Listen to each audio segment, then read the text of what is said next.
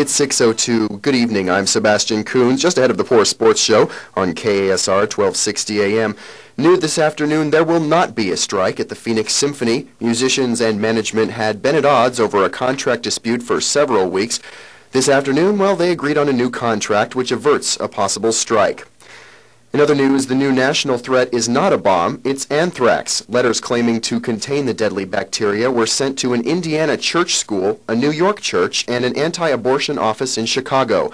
The threats came only days after 8 abortion clinics nationwide received similar letters. Officials in New York say it did not appear the letter actually contained anthrax, but precautions were taken just the same. The FBI is not saying much. They are saying postmarks on 2 letters were from Texas. The other was from Illinois. 9 people were decontaminated. The investigation is proceeding.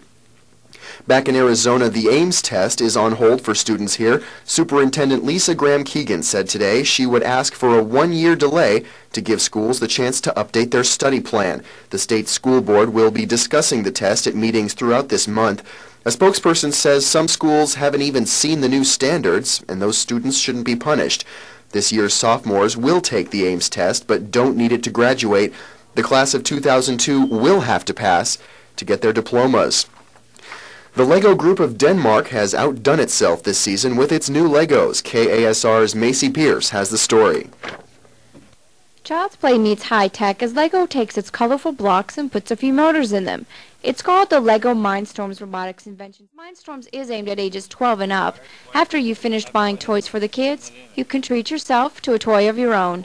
Macy Pierce, KASR News. Wow, $200 for Legos. They've gone up since I was a kid. In other news, authorities are getting close to catching the so-called Blue Bandits.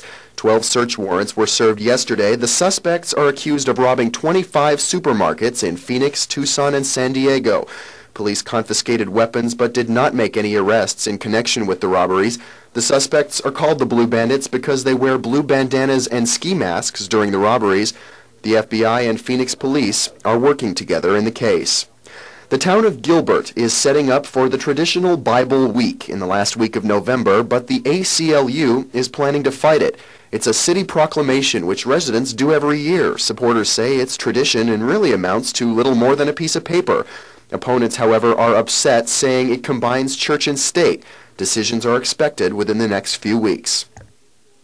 If you're too busy to listen to this story, we will understand, but American kids, turns out they have a lot less free time than they used to.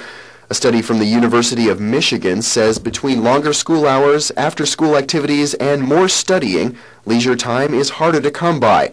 In 1981, kids had roughly 40% of their time free. Last year, that dropped to 30%. Also, TV watching decreased from 2 hours a day in '81 to just 90 minutes a day. Researchers say busy working parents are also leaving kids with less free time. The Institute for Social Research polled over 1,300 kids aged 13 and under for the study. And now, time for your weather update from the KASR Weather Center. East Valley weather tonight, looking for a few high clouds. Overnight low expected near 47 degrees. Tomorrow mostly cloudy with a high of 72.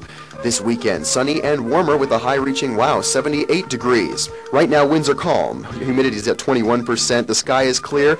At Sky Harbor Airport, 65 degrees. Here at KASR, it's 63. Time now for the Poor Sports Show. I'm Sebastian Kunz on KASR 1260 AM, ASU's first name in news.